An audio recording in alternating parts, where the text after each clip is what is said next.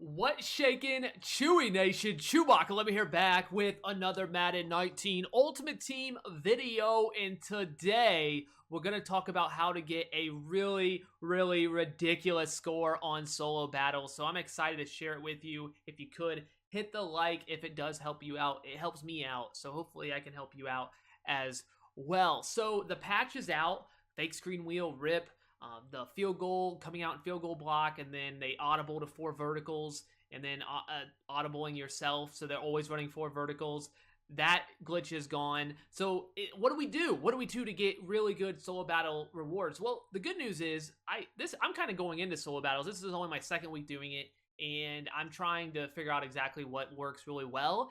And I'll have stuff on the screen as I'm talking about what exactly I'm doing and what exactly I'm saying, how it shows up on the gridiron. So I put this screenshot out on Twitter, and people were pretty impressed with almost 26,000 points on a solo battle. Now, to put that in perspective, you need about 24,000 on average to get in the top 100. So I got almost, I'm almost 2,000 more points on my battle score than what you need to average over the course of the 13 games. So I have some, a little bit of breathing room if I don't do as well on some of them. But I think I'll probably get top 100 if I do choose to do all of them, because then I decided I'll make a video, which is what the clips will be from, on another solo battle, because I wasn't even thinking about doing it.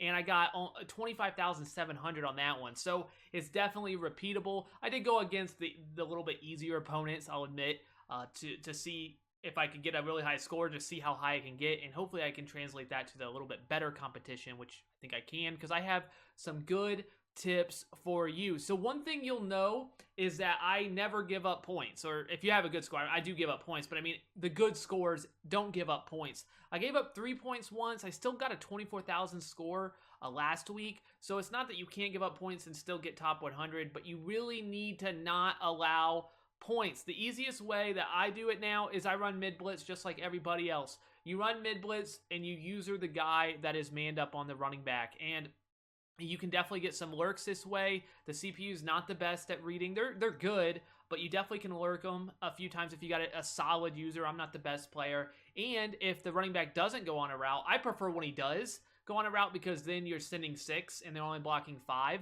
I prefer that, and then there's instant pressure, and they usually just get sacked right away. I think in my last game, Sheard had like 5 sacks, so he just screamed off the edge. So I actually prefer that, and then you just user against the running back, because it's gonna scream. You just gotta protect against it for like half a second.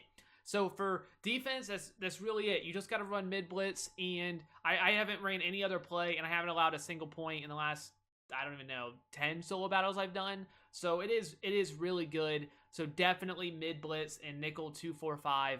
Pretty much I think every playbook has it. So make sure you got that. I'm running Jacksonville's D, but really it doesn't matter. 2-4-5 mid blitz. Super good. But you already knew that when you came to this video.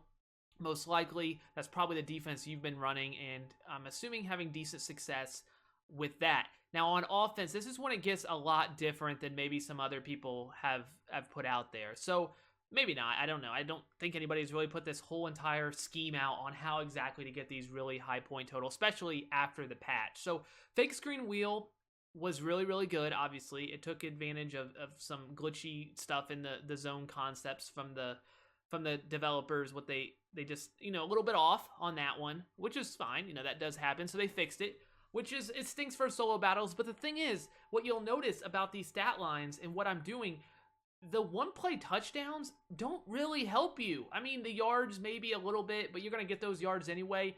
You really want the completions. You need to be methodical. You need to move down the field slowly, and you need the rushing yards. You need the balance. You need the rushing touchdowns, or at least a touchdown. You need to have balance. So first up, to pass the ball, I only run levels. You could also run halfback wheel and always dump it off to the running back. Even if it's man coverage, you can pretty much always sneak it in there and then run out of bounds. Always run out of bounds.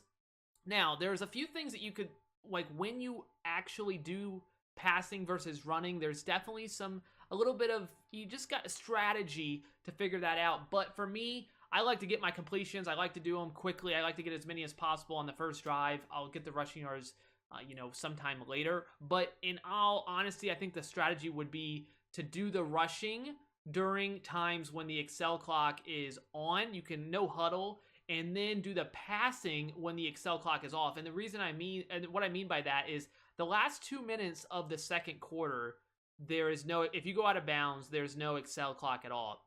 And then in the last quarter, the fourth quarter, there's, you can run out of bounds even, and with the whole fourth quarter. That's how it's the last 5 minutes in the fourth, I think, is the actual thing they have in the game, and then the last 2 minutes in the second. So during those times, in the last 2 minutes of the second quarter and the last quarter, run levels and run out of bounds. You can basically get so many completions. You need to have the ball in the second quarter, in the last 2 minutes, and in the fourth for prime. Almost, you need to make sure you have the ball, because you are going to stockpile so many completions. You just keep going out of bounds. You get a completion every like few seconds. You just keep doing it. You keep doing it. You keep doing it.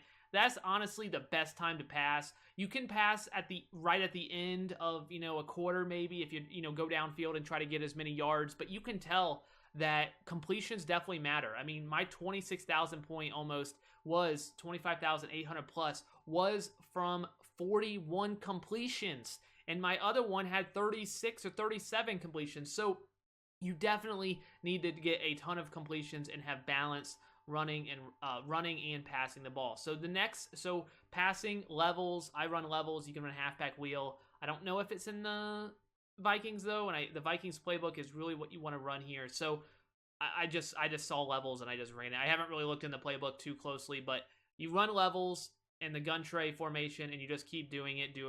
Try to get out of bounds every single play. If you don't get out of bounds, no huddle, because that Excel clock you'll lose some time there. Also, one more thing, when you go out of bounds, that I don't think many people do this, wait until there's 20 seconds on the clock if the Excel clock is on. If it's on, if you call your play with 27 seconds on the play clock, it will take 7 seconds off and go down to 20. If you wait until 20 seconds are left on the clock and then you come out in your next play, there's no runoff.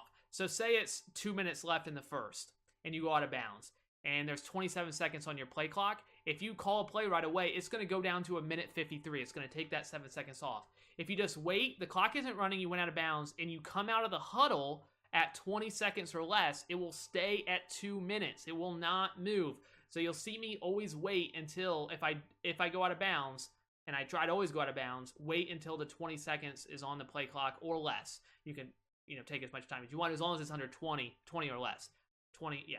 It could be 20, but it has to be 20 or less. Yeah, how many times am I going to say that? Okay, if it's in the last 2 minutes of the second quarter or in the last quarter, you do not need to worry about that, because the Excel clock is off in those times. So levels, get as many completions as possible.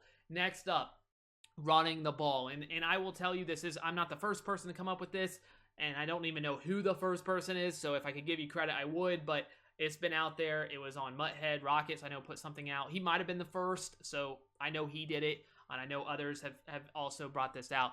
But I run the Vikings playbook specifically for the Wildcat and the power play. And what I do, since I have Tyreek Hill, I actually make the adjustment in the formation where I put the wide receiver at quarterback. And what that means is basically in the power, it will be Tyreek Hill with his 90 plus speed, and he'll keep the ball. And if you get good blocking, which you will a decent amount of the time, you could be off to the races. If you don't have a really fast wide receiver, if you have a really fast running back, maybe Saquon Barkley should be still decent. I think somebody like Tyreek Hill is really, really good. Even if you just have the core elite Tyreek Hill, which I was running for last week, I just got the team of the week one. If you just have the core elite, he's still really good in open space. You can juke out the CPU super easy, and it's just, even if you don't break away, being able to just juke him out, you can pretty much do that almost every time. So Tyreek Hill obviously is really, really good, but it doesn't have to be Tyreek Hill. I was running it with Brandon Cooks, I think, on my PS4 team. Like, it's just somebody with decent speed. It could be Ted Ginn, somebody. I have Tyreek Hill as my wide receiver 1, so my substitution is I do wide receiver at QB. There's also a wide receiver 2 at QB. Either one, depending on which wide receiver you want to be in for that adjustment, you can do that. So just hit right stick, just move it over when you go to Wildcat, and you can adjust it right over to the wide receiver at QB or wide receiver 2. I just put Tyreek Hill at wide receiver 1 specifically for my solos because he's my slot wide receiver. But that is the play. That is the play that you should be doing to get your master Shazier. That's the play you should be doing in solos. It is so good. If you get tackled in bounds, I usually prefer to go with the no huddle so the Excel clock does not bite me and take off, that time all the way down to 20 seconds. So you are able to save as much time as possible because you only have 12 minutes in the entire game. So you want to keep running these plays as quickly as possible, and you want to get as many in as possible. So I personally think you run the ball when the Excel clock is on. I know you might get tackled in bounds, but you can always no huddle, and you use the levels play when you are able to keep the clock stopped, which is in the 2 minutes in the second quarter and the last quarter, because you can get so many completions. You can get 25 completions in the fourth quarter alone. It's crazy because all you got to do is keep dumping it to your running back, and go out of bounds. I think I've said that pretty well. If you have any questions at all on how to get a good score, let me know. I hope this does help you with what you at least get you guys. We don't have to play as many games. I know if everybody starts doing it, it might make the score a little bit harder to get, but most people don't play. Even watching this, you're probably watching like, oh, that's cool, and then you don't play all 13 solos anyway. So I don't think it will change too much on what you need to get to be in the top 100. But even if it does a little bit, I mean, if you're getting 25,000 average, you're gonna be up there. You're gonna be close to the top, and you're obviously gonna be top 100 if you're doing that. And you're definitely gonna get ultimate rewards if nothing else. So it's pretty solid rewards. So something to think about if you haven't been doing it. I wasn't on the train. I'm now on the train. So thank you guys so much for watching. I hope this did help. Again, if you did find this helpful, a like would be appreciated. And you guys are absolutely incredible. That's all I got. ChewbaccaLemma out.